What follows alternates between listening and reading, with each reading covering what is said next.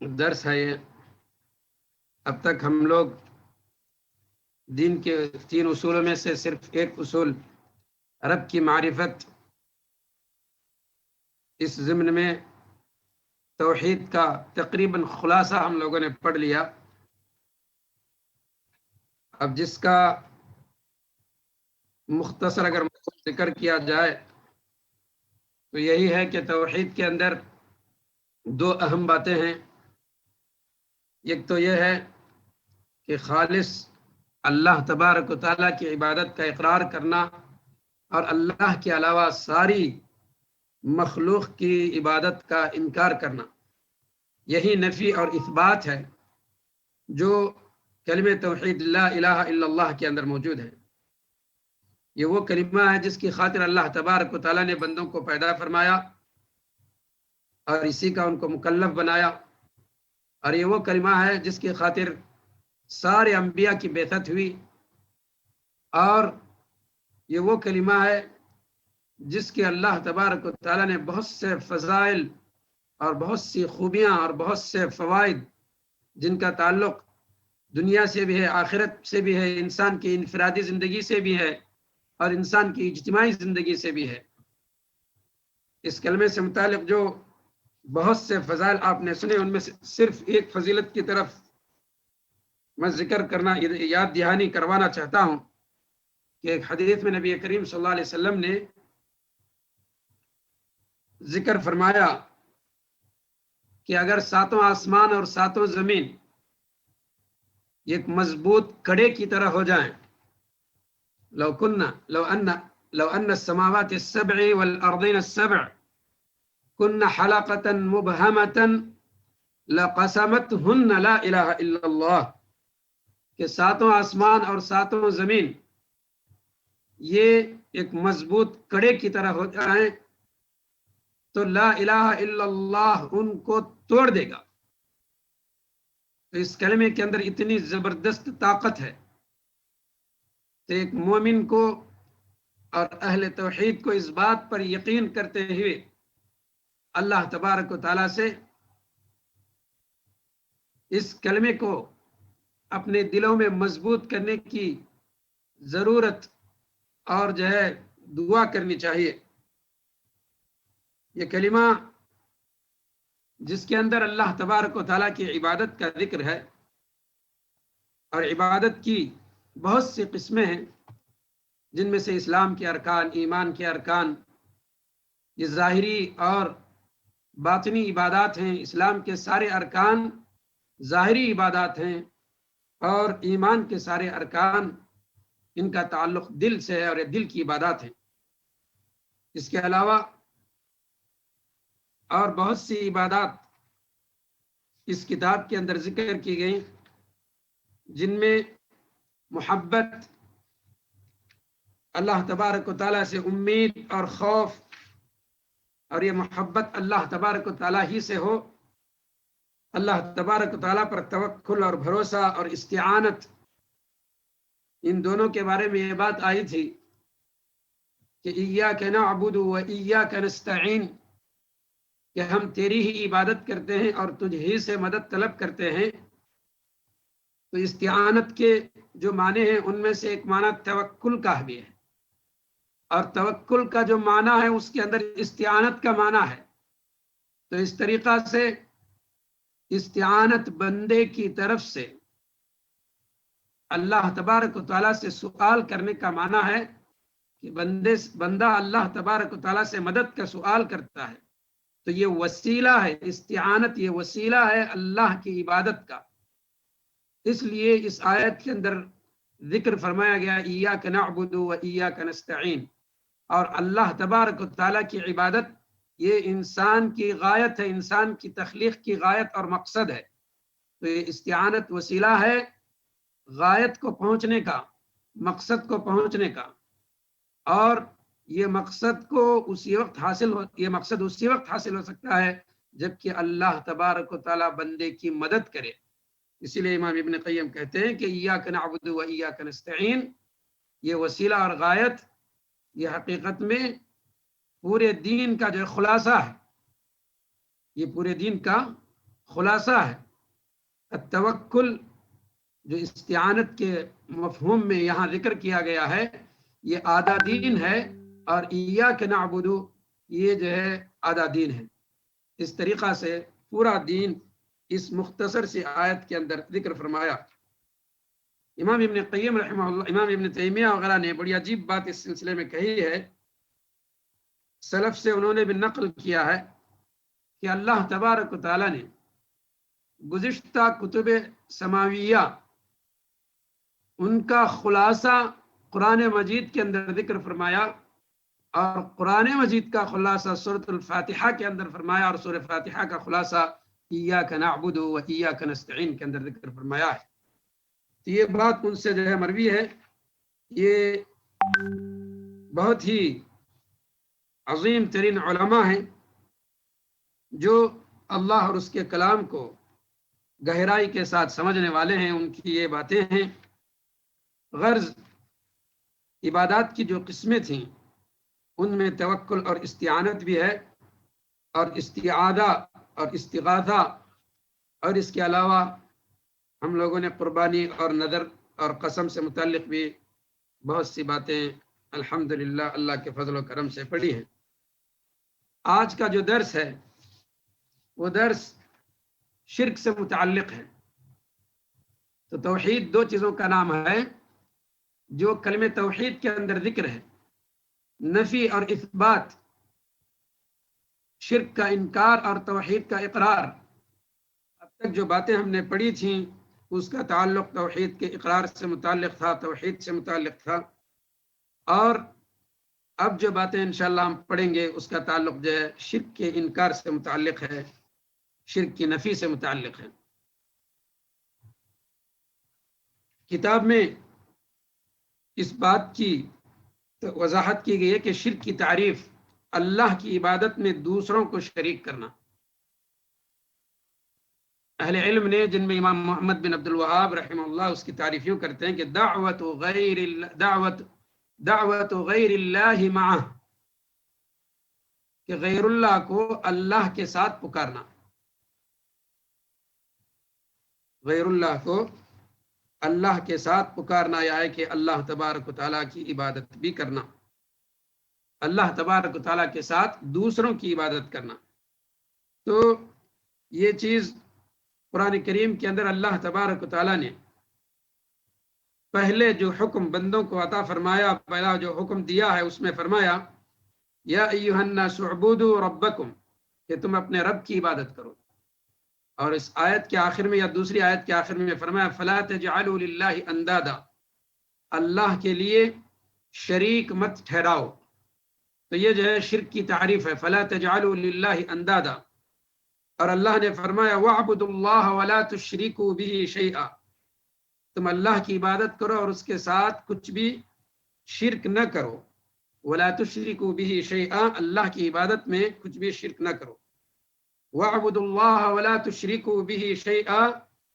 وَاعْبُدُوا اللَّهَ، خالص اللہ کی عبادت کا حکم ہے، اس میں ہر قسم کی نیکی اور اطاعت کا ضمنی طور پر ضرور ذکر ہے، اس لیے کہ یہ ساری اطاعتیں توحید کی جنس سے ہیں اور توحید کی قبیل سے ہیں۔ وَلَا تُشْرِكُوا بِهِ شَيْئًا کے اندر ہر قسم کی برائی اور نافرمانی کا ذکر ہے، اس لیے کہ ہر قسم کی برائی اور نافرمانی شرک کے قبیل سے اور شرک کے جنس سے ہے۔ تو اس طریقہ سے اللہ تبارک و تعالیٰ نے قرآن کریم میں مختلف آیات میں شرک کی نفی کی ہے اور شرک کی مذمت بیان فرمائی ہے۔ سورہ سبا کے اندر ایک عظیم آیت ہے، اس پر غور کریں۔ اللہ نے فرمایا کہ قُلِ ادْعُوا الَّذِينَ زَعَمْتُم مِّن دُونِ اللَّهِ لَا يَمْلِكُونَ مِثْقَالَ ذَرَّةٍ فِي السَّمَاوَاتِ وَلَا فِي الْأَرْضِ وَمَا لَهُمْ فِيهِمَا مِنْ شِرْكٍ وَمَا لَهُ مِنْهُمْ مِنْ ظَهِيرٍ وَلَا تَنْفَعُ الشَّفَاعَةُ عِنْدَهُ إِلَّا لِمَنْ أَذِنَ لَهُ۔ یہ سورہ سبا کی 22ویں اور 23ویں آیتیں ہیں۔ اس میں اللہ تبارک و تعالیٰ فرما رہا ہے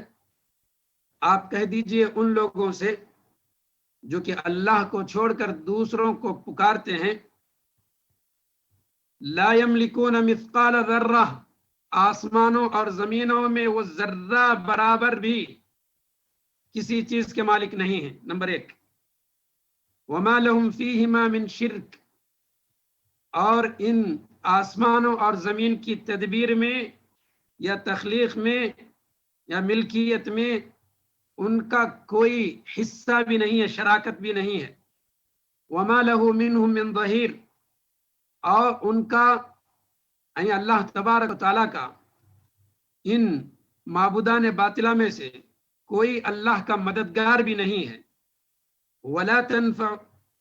تنفع الشفاعت عندہ، اور نہ ہی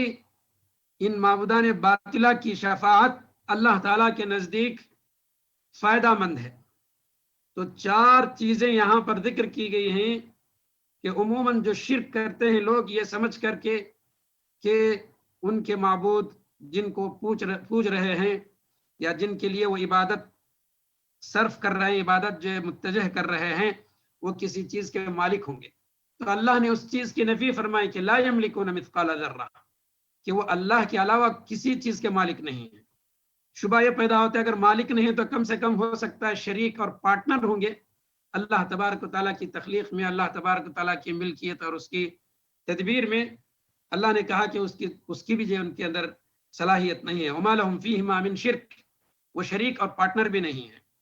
وما له من ظہیر، وما له منهم من ظہیر، اور یہ اگر شریک نہیں ہے تو کم سے کم مددگار بھی ہو سکتے ہیں، تو اللہ نے اس کی بھی نفی فرمائی کہ وہ مددگار بھی نہیں ہے۔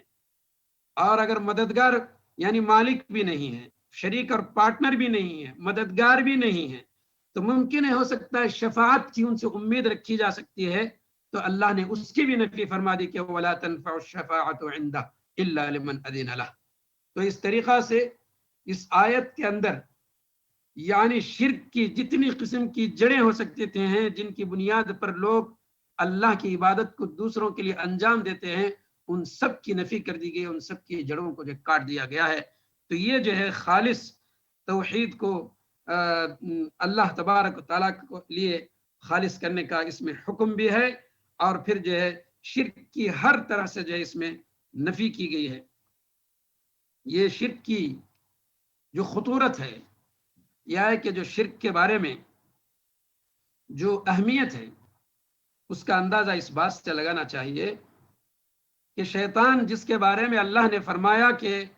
الم اعہد الیکم یا بنی آدم اللہ تعبدوا الشیطان، کہ اے انسان و اے آدم کی اولاد، کیا میں نے تم سے عہد نہیں لیا کہ تم شیطان کی عبادت مت کرو؟ الم اعہد الیکم یا بنی آدم اللہ تعبدوا الشیطان انہ لکم عدو مبین، کہ وہ تمہارا کھلا دشمن ہے۔ تو دنیا کے اندر جس قسم کی بھی عبادت کی جاتی ہے اللہ کے علاوہ، وہ ساری عبادت شیطان کی عبادت ہے، جو مختلف شکلوں میں شیطان لوگوں کو عبادت کی دعوت دیتا ہے اور لوگ اس میں جو ہے پھنسے ہوئے ہیں۔ تو اس آیت کے اندر ایک بات تو یہ بات معلوم ہوتی ہے کہ جتنی عبادتیں ہیں دنیا کے اندر اللہ کے علاوہ، وہ سب شیطان کی عبادت ہے۔ دوسری بات یہ ہے کہ شیطان خود کل قیامت کے دن جہنم کے اندر اعلان کرے گا کہ انی بریء مما تشرکون انی کفرت بما اشرکتمونی من قبل۔ سورہ ابراہیم کے اندر اللہ تبارک و تعالیٰ اس کی مستقل تقریر ذکر فرمائی۔ تفسیر کے اندر آتا ہے کہ جہنمی جب جہنم میں چلے جائیں گے تو وہ ایک آگ کے پہاڑ پر ٹہر کر کے اپنی تقریر کرے گا، جو مشہور تقریر اللہ تبارک و تعالیٰ نے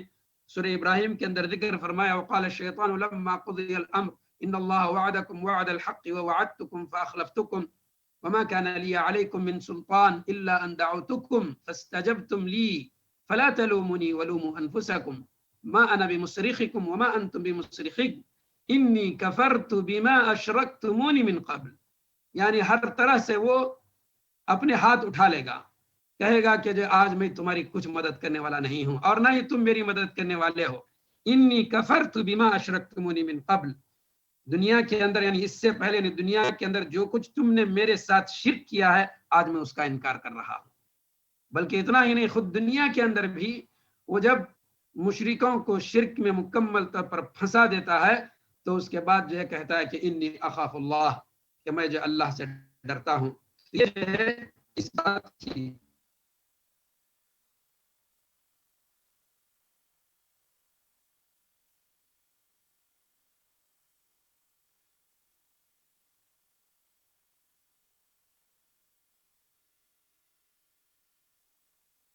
مشرکین بھی کل قیامت کے دن اس بات کا اقرار کریں گے کہ انہوں نے جو کچھ کیا تھا دنیا کے اندر وہ غلط ہے. تاللہ ان کننا لفی ضلال مبین اذ نسویکم برب العالمین، اللہ کی قسم ہم کھلی گمراہی میں تھے اس وقت جب کہ ہم معبودان باطلہ کو اللہ تبارک و تعالیٰ کے ساتھ برابر کر رہے تھے، یعنی لوگوں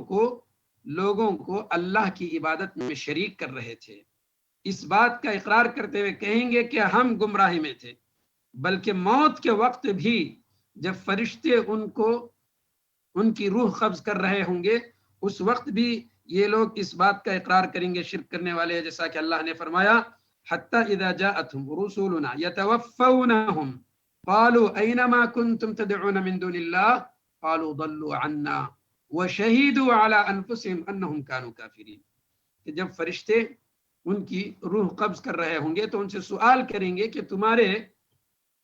وہ مشرکی وہ لوگ کہاں ہیں جن کی تم عبادت کرتے تھے، جن کو اللہ کے ذات میں، اللہ کی عبادت میں تم ان کو شریک کرتے تھے، وہ کہاں ہیں،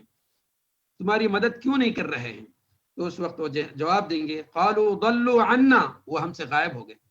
یعنی آج وہ ہم کو بیار و مددگار کر دیے، اپنی بیار و مددگاری کا اظہار کریں گے. قالوا ضلوا عنا بل لم نكن ندعو من قبل شيئا، یہ بھی ہے کہ بلکہ وہ اس بات کا انکار بھی کریں گے کہ ہم جو شرک نہیں کر رہے تھے. بعض جگہ اللہ تبارک و تعالیٰ نے اس بات کا بھی جو ہے ذکر فرمایا ہے. تو ان دونوں باتوں سے، ایک تو شیطان کا جو ہے انکار ہے شرک سے، اور خود مشرکین کا جو انکار ہے شرک سے متعلق، یہ اس بات کی دلیل ہے کہ اللہ تبارک و تعالیٰ اتنا بڑا مہربان ہے بندوں پر کہ اس نے جتنی قسم کی باتیں شرک کو ڈرانے سے متعلق تھیں وہ خود انہی کی جو ہے زبانیں اللہ تبارک و تعالیٰ نے بیان فرمایا ہے. تو شرک یہ اللہ کی ذات میں بھی ہوتا ہے، اللہ کی صفات میں بھی ہوتا ہے، اللہ کے ناموں اور اس کے افعال میں بھی اور اس کی عبادت میں بھی شرک ہوتا ہے، جن کا اللہ تبارک و تعالیٰ نے قرآن کریم میں بڑی تفصیل کے ساتھ ذکر فرمایا اور اس سے لوگوں کو ڈرایا. اس کی خطورت اور اس کی مذمت بیان کرتے ہوئے اللہ تبارک و تعالیٰ نے سورہ مریم کے اندر فرمایا کہ تکاد السماوات یتفطرن منہ وتنشق الارض وتخر الجبال هدا ان دعوا للرحمن ولدا. آسمان اس کی وجہ سے پھٹ جائیں گے اور زمین پھٹ جائے گی اور پہاڑ جو ہے گر جائیں گے. کس لیے؟ ان دعوا للرحمن ولدا، کہ رحمان کے لیے اولاد ثابت کی جائے. کہ رحمان کو اولاد ثابت کرنا یہ اللہ کی ذات میں شرک ہے. جیسا کہ جو ہے یہودیوں نے کہا تھا کہ وقالت الیہود عزیر ابن اللہ، اور نصارہ نے کہا کہ وقالت النصارى المسیح ابن اللہ، اور مشرکین نے فرشتوں کو اللہ کی بیٹیاں گردانا. تو یہ سب جو ہے اللہ کی ذات میں شرک ہے. اللہ کی صفات میں بھی شرک لوگوں نے کیا. وقالت الیہود ید اللہ مغلولہ، اللہ تبارک و تعالیٰ کے لیے عیب گردانا کہ اللہ تبارک و تعالیٰ نعوذ باللہ بخیل ہے. تو یہ اس کے علاوہ اور بہت سی آیات جس کے اندر اللہ تبارک و تعالیٰ نے ان سارے قسم کی جو شرکیہ قسمیں ہیں یا اعمال ہیں ان کا جو ہے مختلف آیات میں ذکر فرمایا ہے. اس لیے کہ شرک یہ بہت بڑا عیب ہے اللہ تبارک و تعالیٰ کے لیے، اور یہ بہت بڑی بے ادبی ہے اللہ تبارک و تعالیٰ کی ذات میں. اس لیے اللہ تبارک و تعالیٰ اپنی ذات سے اس چیز کی نفی کرتے ہوئے فرمایا سبحانہ و تعالی عما یشرکون. مختلف جگہ اس آیت کو دہرایا، لوگوں کی شرک کا تذکرہ کر کے فرمایا تعالی اللہ عما یشرکون، اور کہیں فرمایا کہ وما قدر اللہ حق قدری. تعریف ہے یا شرک کا جو مفہوم ہے وہ یہی ہے کہ اللہ کے ساتھ مخلوق کی عبادت کرنا. اور اللہ تبارک و تعالیٰ نے واضح طور پر اس چیز سے بندوں کو ڈرایا ہے اور مختلف آیات میں شرک کی جتنی قسم کی شکلیں ہو سکتی تھیں ان ساری شکلوں کو بیان کر کے ان کی نفی کی ہے کہ اللہ تبارک تعالیٰ اس سے بری ہے. اور شرک اللہ کی ذات میں، اس کے صفات میں، اس کے اسماء میں، اس کے افعال میں، اس کی عبادت میں ہر طرح سے لوگ کرتے ہیں. ان چیزوں کی طرف اللہ تبارک تعالیٰ نے تنبیہ فرمائی. اور پھر شرک کی خطورت بیان کرنے میں اللہ نے مختلف اسالیب بیان کیے ہیں قرآن کریم کے اندر. خود اللہ تبارک و تعالیٰ نے قرآن مجید میں فرمایا کہ وَلَقَدْ صَرَّفْنَا فِي هَذَا الْقُرْآنِ لِيَذَّكَّرُوا وَمَا يَزِيدُهُمْ إِلَّا نُفُورًا. یعنی یہ توحید اور شرک کا جو مفہوم ہے، شرک سے ڈرانے کی جو باتیں ہیں، توحید کی جو باتیں ہیں، اللہ تبارک و تعالیٰ نے مختلف اسلوب میں بار بار اس کو قرآن کریم کے اندر جو بیان فرمایا ہے. تو اس میں سے ایک اسلوب یہ ہے کہ شرک کی جو خطورت اور شرک کی جو مذمت ہے، شرک کی جو برائی ہے، اس کو اللہ تبارک و تعالیٰ نے مختلف انداز میں بیان فرمایا. ایک جگہ فرمایا کہ اس کی وجہ سے آسمان بھی پھٹ سکتے ہیں، زمین بھی پھٹ جائے گی، پہاڑ بھی جو ریزہ ریزہ ہو جائیں گے، اس لیے کہ یہ شرک اتنی خطرناک چیز ہے. سورہ اخلاص کے اندر بھی اللہ نے اپنی ذات سے شرک کی نفی فرمائی. اور دوسری بات یہ ہے کہ یہ بہت بڑا عیب ہے اللہ تبارک و تعالیٰ کی ذات میں، یہ بہت بڑی بے ادبی ہے جو بندے اللہ تبارک و تعالیٰ کے لیے انجام دیتے ہیں. اسی لیے اللہ تبارک و تعالیٰ نے قرآن مجید میں مختلف جگہ پر سبحانہ و تعالی عما یشرکون یا تعالی اللہ عما یشرکون کے الفاظ میں شرک سے اپنے آپ کو بری بتایا. اور پھر اللہ تبارک و تعالیٰ نے فرمایا کہ وما قدر اللہ حق قدرہ. اس سے پہلے فرمایا کہ قل افغیر اللہ تأمرونی اعبد ایھا الجاہلون، کہ اے جاہلوں کی جماعت، کیا تم مجھے اللہ کے علاوہ دوسروں کی عبادت کرنے کا حکم دیتے ہو؟ تو اللہ نے اس آیت میں نبی کریم صلی اللہ علیہ وسلم سے اس بات کا اعلان کرنے کے لیے کہا کہ آپ اعلان کر دیں کہ میں شرک نہیں کروں گا.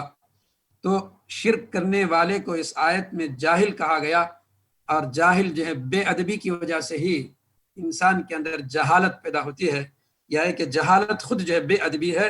اور اللہ کی ذات میں سب سے بڑی بے ادبی انسانوں کی طرف سے یہ ہے کہ وہ اللہ تبارک تعالیٰ کے ساتھ شرک کریں.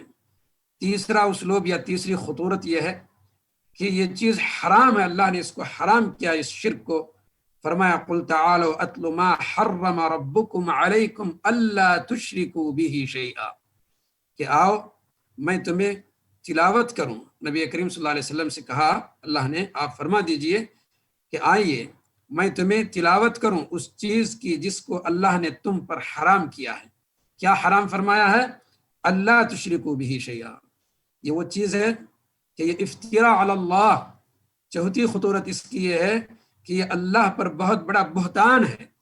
الزام تراشی ہے. هؤلاء قوم اتخذوا من دونه آلهة فمن اظلم ممن افترى على الله كذبا. تو یہ بہت بڑا ظلم ہے اور اللہ تبارک و تعالیٰ پر بہت بڑا افتراء اور جھوٹ باندھا اس شخص نے جس نے اللہ کے علاوہ دوسروں کو اس کی عبادت میں شریک کیا.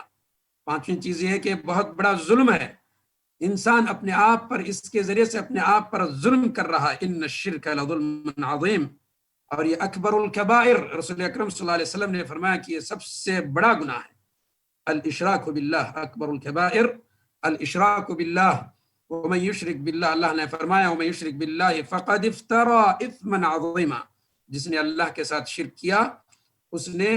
بہت بڑا گناہ کا ارتکاب کیا، اللہ تبارک تعالیٰ پر بہت بڑا بہتان باندھا. ساتویں جو ہے خطورت یہ ہے کہ یہ طاغوت ہے، حد سے تجاوز کرنے والی چیز ہے. جس حد کو اللہ نے مقرر کیا اس حد کو چھوڑ کر کے اس سے آگے بڑھ جانا ہے. جیسا کہ اللہ نے قرآن کی مختلف آیات میں ذکر فرمایا وَلَقَدْ بَعَثْنَا فِي كُلِّ أُمَّةٍ رَسُولًا أَنِ اعْبُدُوا اللَّهَ وَاجْتَنِبُوا الطَّاغُوتَ. طاغوت سے بچنے کا حکم دیا گیا جو کہ جو شرک ہے. آٹھویں چیز یہ ہے اس کی خطورت سے متعلق، یہ کھلی گمراہی ہے. وَمَن يُشْرِكْ بِاللَّهِ فَقَدْ ضَلَّ ضَلَالًا مُبِينًا. اور نبی کریم صلی اللہ علیہ وسلم نے فرمایا کہ یہ ہلاک کرنے والی چیز ہے. السبع الموبقات، اجتنبوا السبع الموبقات، کے ساتھ ہلاک کرنے والی چیزوں سے بچو. ان میں سب سے پہلے آپ نے فرمایا کہ الاشراک باللہ یا الشرک. 10ویں چیز یہ ہے یعنی خطورت سے متعلق، اس کی مذمت اور اس کی برائی سے متعلق، کہ یہ چیز ایک نجس اور ناپاک چیز ہے جو دل کو ناپاک کر دیتی ہے. اس لیے اللہ تبارک و تعالیٰ نے فرمایا فَاجْتَنِبُوا الرِّجْسَ مِنَ الْأَوْثَانِ، بتوں کی گندگی سے بچو. اور اللہ نے فرمایا کہ یا ایھا الذین آمنوا انما المشرکون نجس فلا يقربوا المسجد الحرام بعد عامهم هذا. اور اللہ تبارک و تعالیٰ نے نبی کریم صلی اللہ علیہ وسلم پر جو پہلی وحی نازل فرمائی جس میں جو ہے توحید کی تبلیغ کا حکم دیا گیا تھا، اس میں یہ بات بھی فرمائی کہ وَالرُّجْزَ فَاهْجُرْ، اور شرک کی گندگی کو پھینک دیجئے، اس سے دور ہو جائیے. تو وَالرُّجْزَ فَاهْجُرْ، وَالرُّجْزَ کا معنی ہے کہ شرک کی گندگی. جو لوگ مشرک ہیں وہ جہاں ناپاک ہیں وہ ہیں اللہ تبارک و تعالیٰ کے نزدیک یہ لوگ بہت ہی بدترین لوگ ہیں. اللہ نے فرمایا کہ ان الذین کفروا من اہل الکتاب والمشرکین فی نار جہنم خالدین فیہا اولئک ہم شر البریہ. تو اللہ نے ان لوگوں کو جو مشرکین ہیں جو شرک کرتے ہیں ان کو شر البریہ کہا کہ بدترین مخلوق ہیں. اس کی خطورت سے متعلق ایک 12ویں چیز یہ ہے کہ یہ ڈرنے اور ڈرانے کی چیز ہے. اسی لیے تو اللہ تبارک و تعالی نے انبیاء کے ذریعے سے امتوں کو ڈرایا. نوح علیہ السلام کے بارے میں اللہ نے فرمایا قال یا قوم انی لکم نذیر مبین ان اعبدوا اللہ واتقوہ واطیعون. اور محمد صلی اللہ علیہ وسلم کے بارے میں فرمایا آپ کو حکم دیا قم فانذر، کس بات کا حکم دیں، کس بات سے ڈرائیں، یعنی جو شرک کی خطورت سے، شرک سے ڈرائیں. اللہ نے فرمایا ففروا الی اللہ انی لکم منہ نذیر مبین ولا تجعلوا مع اللہ الہا آخر انی لکم منہ نذیر مبین. تو یہ جو ہے ڈرنے کی چیز ہے. علماء نے، انبیاء نے اپنی امتوں کو اس سے ڈرایا ہے. اسی لیے ابراہیم علیہ السلام اس سے بہت زیادہ ڈرتے تھے اور دعا کرتے تھے کہ وَجْنُبْنِي وَبَنِيَّ أَن نَعْبُدَ الْأَصْنَامَ، کہ اے میرے پروردگار تم مجھے اور میری اولاد کو اس شرک سے جو ہے بچا لے. اس کی خطورت، شرک کی جو خطورت یعنی شرک کی جو مذمت اور برائی اللہ تبارک و تعالیٰ نے جو مختلف اسلوب میں قرآن مجید میں بیان فرمایا ہے، ان میں سے ایک چیز یہ بھی ہے کہ اللہ نے مشرکین کو دھمکی دی ہے الذین یجعلون مع اللہ الہا آخر فسوف یعلمون، ان قریب وہ لوگ جان لیں گے کہ ان کا انجام کیا ہوگا. یہ جو دھمکی کے الفاظ ہیں تاللہ لتسألن عما کنتم تفترون، جو کچھ وہ اللہ تعالیٰ پر بہتان تراشی کر رہے ہیں ضرور اللہ تبارک و تعالیٰ ان سے سوال کرے گا. وَإِذَا مَسَّ الْإِنسَانُ ضُرٌّ دَعَا رَبَّهُ مُنِيبًا إِلَيْهِ، آخر میں اللہ نے فرمایا اس آیت کے آخر میں قُلْ تَمَتَّعْ بِكُفْرِكَ قَلِيلًا إِنَّكَ مِنْ أَصْحَابِ النَّارِ، کہ انسان جب وہ جو ہے نعمتیں پاتا ہے تو اللہ تبارک و تعالیٰ کو بھول جاتا ہے. نَسِيَ مَا كَانَ يَدْعُو إِلَيْهِ، جس شرک کو کرتا تھا، جن لوگوں کو اللہ کی عبادت میں شرک کرتا تھا، شریک کرتا تھا، ان کو بھول جاتا ہے. تو اللہ تبارک و تعالیٰ نے ان سے فرمایا، اس سے فرمایا کہ قُلْ تَمَتَّعْ بِكُفْرِكَ قَلِيلًا، کہ تم اپنے اس کفر میں دنیا میں رہ کر کے مزے کر لو. اِنَّكَ مِنْ أَصْحَابِ النَّارِ، تم جو ہے جہنمی ہو، جہنم میں تمہارا داخلہ ہوگا، ٹھکانہ ہوگا. اللہ نے فرمایا نبی کریم صلی اللہ علیہ وسلم کی زبانی نبی کریم صلی اللہ علیہ وسلم کو اعلان کرنے کے لیے فرمایا قُلْ إِنَّمَا أَنَا بَشَرٌ مِثْلُكُمْ يُوحَى إِلَيَّ أَنَّمَا إِلَٰهُكُمْ إِلَٰهٌ وَاحِدٌ فَاسْتَقِيمُوا إِلَيْهِ وَاسْتَغْفِرُوهُ وَوَيْلٌ لِّلْمُشْرِكِينَ، مشرکین کے لیے ہلاکت ہے، بربادی ہے. اور جو اسلوب اللہ تبارک و تعالیٰ نے شرک کی خطورت سے متعلق اور شرک کی مذمت وغیرہ سے متعلق بیان فرمایا، ان میں سے ایک اسلوب یہ بھی ہے کہ یہ ایسا جرم ہے کہ جو ناقابل معافی ہے. اللہ نے فرمایا کہ ان اللہ لا یغفر ان یشرک بہ ویغفر ما دون ذلک لمن یشاء، اور فرمایا کہ انہ من یشرک باللہ فقد حرم اللہ علیہ الجنہ ومأواہ النار، کہ جنت اس شخص پر حرام ہے اور جہنم اس کا ٹھکانہ ہے. ابن مسعود رضی اللہ تعالیٰ عنہ سے مروی ہے، نبی کریم صلی اللہ علیہ وسلم نے فرمایا من مات وهو يدعو من دون اللہ ندا دخل النار، جس نے اللہ کو چھوڑ اللہ کے ساتھ یا اللہ کے علاوہ دوسروں کو پکارتا ہے تو وہ جہنم میں داخل ہوگا. اور ابن مسعود کہتے ہیں کہ میں یہ کہتا ہوں کہ ومن مات وهو لا يدعو من دون اللہ ندا دخل الجنہ، جو شخص اللہ کو چھوڑ کر کے دوسروں کو اللہ کے ساتھ شریک نہیں کرتا، جو شخص اللہ کے علاوہ دوسروں کو نہیں پکارتا تو وہ جو ہے جنت میں داخل ہوگا۔ اللہ تبارک و تعالی نے فرمایا شرک کی خطورت بیان کرتے ہوئے، لا تجعل مع اللہ الہا آخر فتلقى فی جہنم ملوما مدحورا، یعنی ذلت کے ساتھ، ذلت و خواری کے ساتھ شرک کرنے والا جہنم میں پھینک دیا جائے گا۔ اور اللہ نے فرمایا سورہ قلم کے اندر، یوم یکشف عن ساق ویدعون الی السجود فلا یستطیعون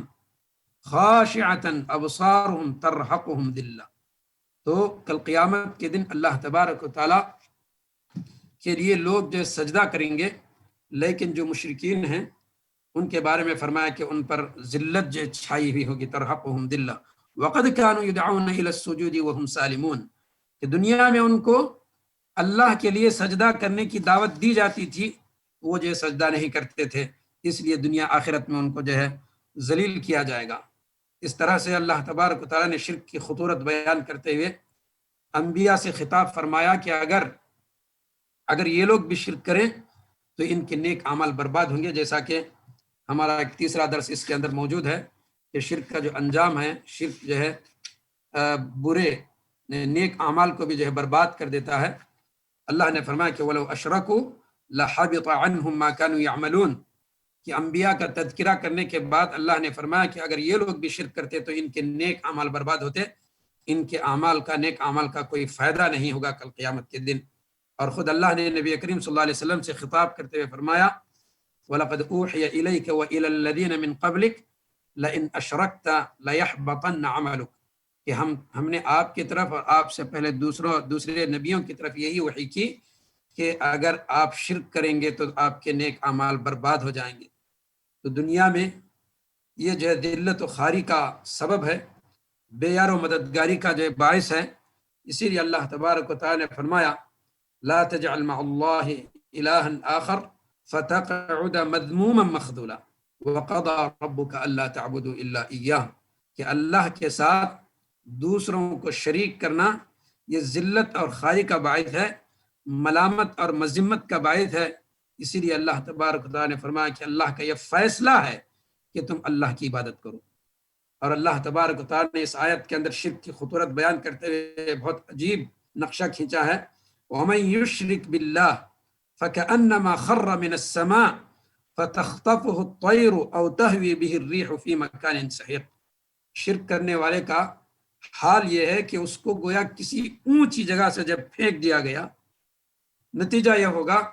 کہ ظاہر بات ہے وہ اونچی بلند آسمانوں کی بلندی سے جب پھینک دیا جائے گا تو وہ ریزہ ریزہ ٹکڑے ٹکڑے ہو جائے گا، یا تو پرندے اس کو جلدی سے جلدی اچک لیں گے، جلد سے جلد پرندے اس کو اچک لیں گے، یا کہ ہوا اس کو اڑا کر کے کہیں دور پھینک دے گی۔ یہ اسلوب ہے کہ جو شرک کرتا ہے حقیقت میں اس کے لیے کوئی قرار اور اطمینان اور سکون نہیں ہوگا، یا تو وہ شیطانوں کے جھانسے میں پھنس جائے گا، یا کہ نفسانی خواہشات کے اندر پھنس کر کے وہ سکون اور اطمینان نہیں پائے گا، اس کے لیے کوئی جائے قرار نہیں رہے گا۔ اسی لیے یا تو در در کی ٹھوکریں کھاتا رہے گا مزاروں کی طرف، شجر حجر سورج چاند، ہر قسم کی مخلوق کی جس کو نفع یا جو ہے نقصان سے بچنے کا ذریعہ سمجھتا اس کا جو سہارا لینے کی کوشش کرے گا۔ اللہ تبارک و تعالیٰ نے اسی شرک کی خطورت بیان کرتے ہوئے بندوں کو تنبیہ فرمائے سنلقی فی قلوب الذین کفروا الرعب بما اشرکوا باللہ، جو لوگ اللہ کے ساتھ شرک کرتے ہیں اس شرک کی بنیاد پر لوگوں کے دلوں میں خوف ڈال دے گا۔ تو یہ شرک خوف کا باعث ہے، ڈر کا باعث ہے، ڈر کا سبب ہے، بلکہ امن کو ختم کرنے والا ہے، سکون اور امن اور شانتی کو ختم کرنے والی چیز ہے۔ اسی لیے جو لوگ اپنے توحید کو شرک سے ملوث نہیں کرتے ان کے بارے میں اللہ نے فرمایا کہ ان کے لیے امن ہے، اولئک لہم الامن وہم مہتدون، اور یہی لوگ ہدایت پر ہیں۔ شرک کی خطورت بیان کرتے ہوئے اللہ تبارک و تعالیٰ نے گزشتہ جتنے بھی اقوام ہیں، نوح علیہ السلام، ہود، صالح، لوط، ابراہیم علیہ السلام کی قوموں کا جو انجام قرآن کریم کے اندر مختلف جگہوں پر بار بار دہرایا، یہ سب جو ان کے شرک کا ہی انجام ہے جو عذاب کی شکل میں اسی دنیا میں اللہ تبارک و تعالیٰ نے ان کو جو ہے دیا تھا۔ یہ وہ شرک کی خطورت مختلف اسلوب میں جو ہے قرآن کریم میں اللہ تبارک و تعالیٰ نے بیان فرمائی ہے۔ اس بات کو کچھ تفصیل کے ساتھ میں اس لیے بھی بیان کرنے کی کوشش کیا تاکہ جو ہے ہم توحید کی عظمت کو سمجھیں اور پھر جو ہے شرک سے اپنے آپ کو بچانے کی جو ہے کوشش کریں اور دوسروں کو بھی اس کی طرف جو ہے رغبت دلائیں۔ اس لیے کہ قرآن کریم کا جو اہم ترین موضوع ہے، قرآن کریم کی جو اہم ترین باتیں ہیں وہ توحید کی دعوت ہے اور شرک سے جو ہے لوگوں کو ڈرانا ہے۔ اسی لیے قوموں کا اور ان کے انبیاء کا، اللہ نے جتنے نبی بھیجے ان کے اور ان کی قوموں کے درمیان جو جھگڑا تھا وہ اسی شرک کی وجہ سے تھا۔ اسی لیے قوم نوح کے بارے میں اللہ تعالیٰ نے فرمایا قالوا یا نوح قد جادلتنا فاکثرت جدالنا فأتنا بما تعدنا ان كنت من الصادقین، کہا کہ اے نوح تو ہم سے بہت زیادہ جھگڑا کر رہا ہے، اور فرمایا اللہ تبارک و تعالیٰ نے ان کی زبانی قالوا لئن لم تنتهي یا نوح لتكونن من المرجومین، انہوں نے کہا کہ اگر تم اس دعوت کو نہیں چھوڑو گے تو ہم تم کو سنگسار کر دیں گے۔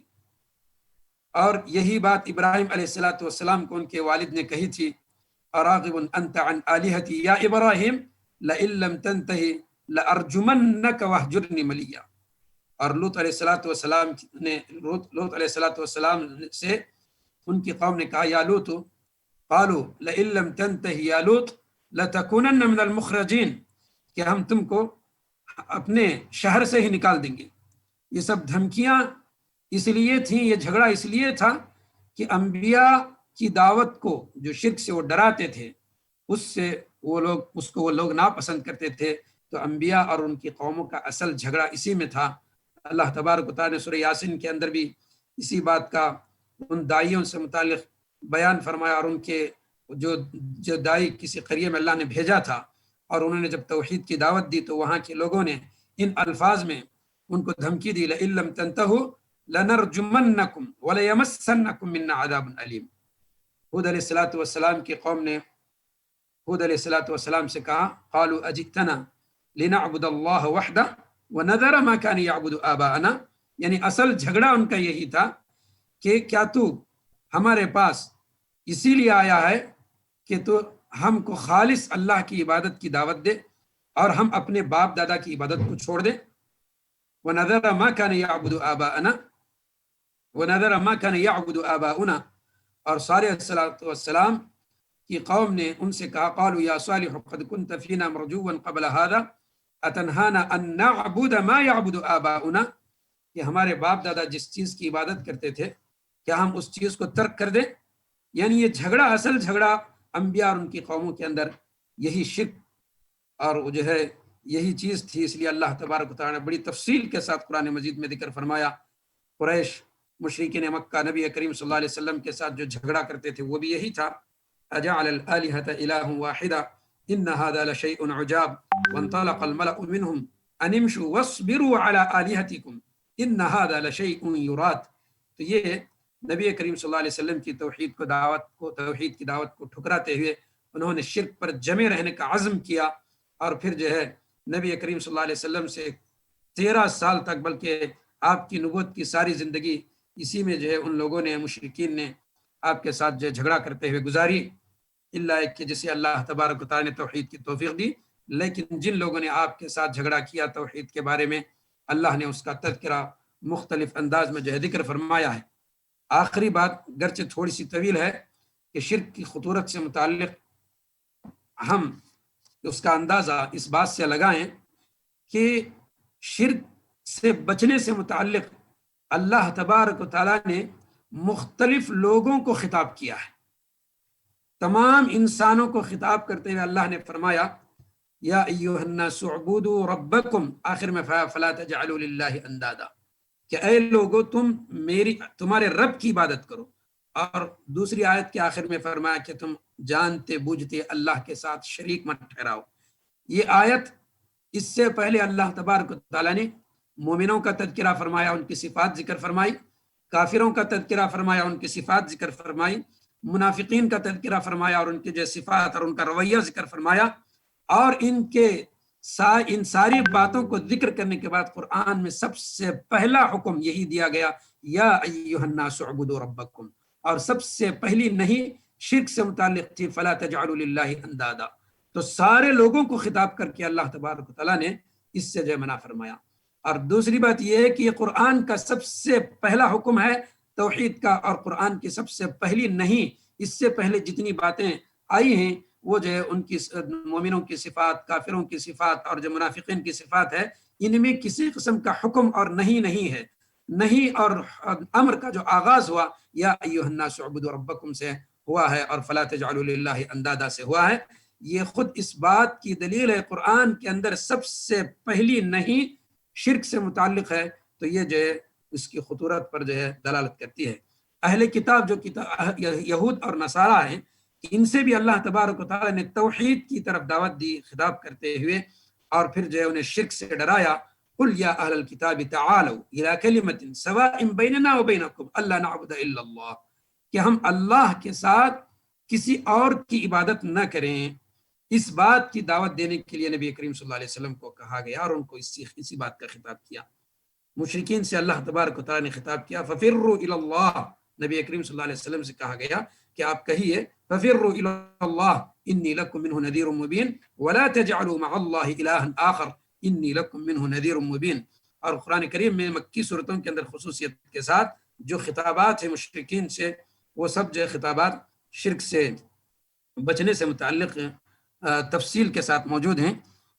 اور مختلف اسلوب میں بھی موجود ہیں۔ مومنوں سے بھی اللہ تبارک و تعالیٰ نے اپنی توحید کو یعنی زندہ کرنے اور اس کی تجدید کرنے کا حکم دیا، جو ایک طرف توحید کی عظمت پر دلالت کرتی ہے تو دوسری طرف شرک سے بچنے اور شرک کی خطورت کی طرف بھی دلالت کرتے ہیں۔ اللہ تبارک و تعالیٰ نے سورہ نساء کے اندر میاں بیوی کے اختلافات اور ان کا حل بیان کرنے کے بعد فرمایا وَاعْبُدُوا اللَّهَ وَلَا تُشْرِكُوا بِهِ شَيْئًا، کہ اللہ کی عبادت کرو اور اس کے ساتھ کسی چیز کو شریک مت کرو۔ تو یہ مومنوں سے خطاب ہے، مسلمانوں سے خطاب ہے۔ اس کے علاوہ اللہ نے فرمایا کہ یا ایھا الذین آمنوا آمنوا باللہ ورسولہ والکتاب الذی نزل علی رسولہ والکتاب الذی انزل من قبل ومن یکفر باللہ وملائکتہ وکتبہ ورسلہ فقد ضل ضلالا بعیدا۔ تو اس میں مومنوں کو ایمان کی تجدید کا حکم دیا گیا، ایمان توحید ہی ہے۔ اسی طریقہ سے اللہ نے فرمایا یا ایھا الذین آمنوا ارکعوا واسجدوا واعبدوا ربکم، کہ اس میں بھی اللہ تبارک و تعالیٰ نے مومنوں سے ہی خطاب کیا کہ اپنے رب کی عبادت کرو، رکوع کرو، سجدہ کرو، یعنی اس پر جو کی گئی ہے اس کا حکم دیا گیا ہے۔ اور اللہ تبارک و تعالیٰ نے اولو العزم نبیوں کو خطاب کیا شرک سے بچنے کے لیے۔ فرمایا ابراہیم علیہ السلام سے وَإِذْ بَوَّأْنَا لِإِبْرَاهِيمَ مَكَانَ الْبَيْتِ أَلَّا تُشْرِكْ بِي شَيْئًا، اور اللہ نے محمد صلی اللہ علیہ وسلم سے قرآن کریم میں کئی جگہ یہ اسلوب، یہ الفاظ ذکر فرمائے وَلَا تَكُونَنَّ مِنَ الْمُشْرِكِينَ، فرمایا وَادْعُ إِلَىٰ رَبِّكَ وَلَا تَكُونَنَّ مِنَ الْمُشْرِكِينَ، اور فرمایا قُلْ إِنِّي أُمِرْتُ أَنْ أَكُونَ أَوَّلَ مَنْ أَسْلَمَ وَلَا تَكُونَنَّ مِنَ الْمُشْرِكِينَ وَأَنْ أَقِمْ وَجْهَكَ لِلدِّينِ حَنِيفًا وَلَا تَكُونَنَّ مِنَ الْمُشْرِكِينَ۔ تو یہ کتنی خطرناک بات ہے، شرک کی جو باتیں ہیں، شرک کا جو موضوع ہے انتہائی خطرناک ہے۔ اسی لیے اللہ تبارک و تعالیٰ نے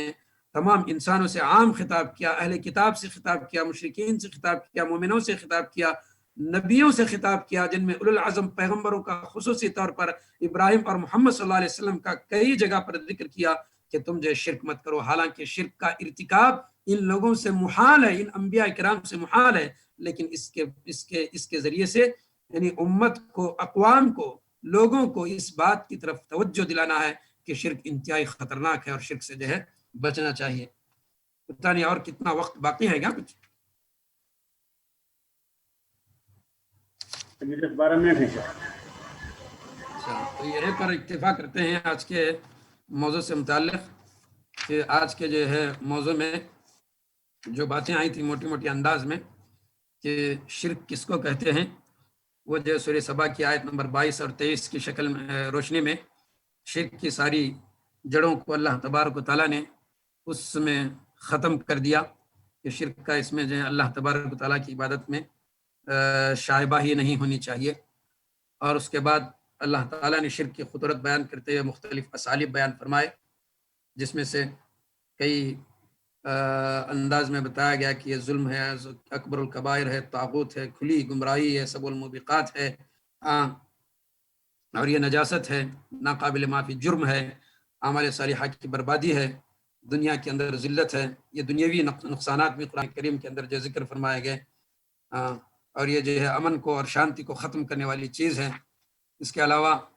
انبیاء اور قوموں کا جو جھگڑا تھا وہ اسی شرک سے متعلق تھا، اور آخری چیز بتائی گئی کہ اللہ تبارک و تعالیٰ نے شرک سے متعلق تمام انسانوں کو، اہل کتاب کو، مشرکین کو، مومنون کو اور انبیاء کو بھی اس سے جو ڈرایا خطاب کرتے ہوئے۔ یہ جو آج کی باتوں کا جو خلاصہ تھا۔